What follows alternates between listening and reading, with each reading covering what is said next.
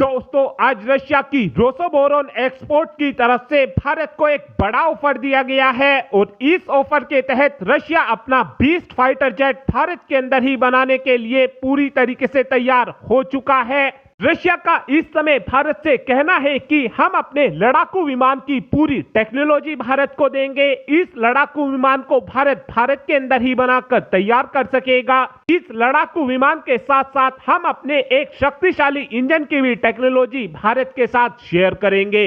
आप सभी ये बात जानते हो कि इस समय हमारी वायुसेना में लड़ाकू विमानों की कमी लगातार होती जा रही है। इसी बात को देखते हुए अब रशिया ने हमारी वायुसेना के साथ बातचीत शुरू कर दी है। आप सभी ये बात जानते हो कि जिस समय भारत ने रशिया से 272 की संख्या में सुखोई 30 MKI फाइटर जेट को खरीदा था, उस समय रशिया ने अपने सुखोई 30 फाइटर जेट की टेक्नोलॉजी हमारे HAL के साथ शेयर की थी और बाद में HAL ने इन सभी लड़ाकू विमानों को भारत के अंदर ही बनाकर तैयार किया था। लेकिन पिछले कुछ समय से हमको यह देखने को मिल रहा है कि हमारी वायुसेना की तरफ से रशिया के फाइटर जेट के ऊपर इतना ज्यादा फोकस नहीं किया जा रहा है। इस समय हमारी वायुसेना ज्यादा फोकस फ्रांस के रफाल F4 फाइटर जेट पर कर रही है और इस समय हमारी वायुसेना में फाइटर जेट की कमी को देखते हुए अब हमारी गवर्नमेंट जल्द से जल्द MRF डील को करने की कोशिश में लगी हुई है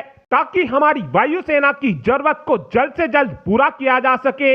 इसी बीच अब रशिया की तरफ से अपने Su-35 फाइटर जेट को भारत को ऑफर किया गया है और इस समय रशिया की रोसोबोरोन एक्सपोर्ट का कहना है कि अगर भारतीय वायुसेना हमारे सुखोई 35 फाइटर जेट को MRF डील में सेलेक्ट करती है तो हम अपने फाइटर जेट की पूरी टेक्नोलॉजी HAL के साथ शेयर करेंगे और भारत इन लड़ाकू विमानों को अपने ही देश के अंदर टेक्नोलॉजी ट्रांसफर के तहत बना सकेगा।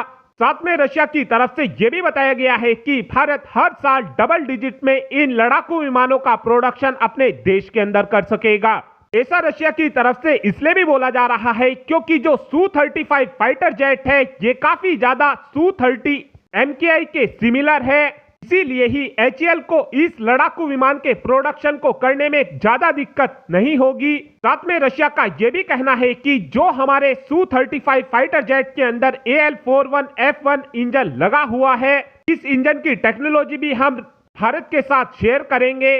AL-41 इंजन की बात की जाए तो ये इंजन ट्राई अवस्था में 88.3 किलोन्यूटन के थ्रस्ट को जनरेट करता है और आफ्टर बर्नर के साथ ये इंजन 142.2 किलोन्यूटन के थ्रस्ट को जनरेट करता है और इमरजेंसी की सिचुएशन में ये इंजन 147 किलोन्यूटन के थ्रस्ट को जनरेट करता है।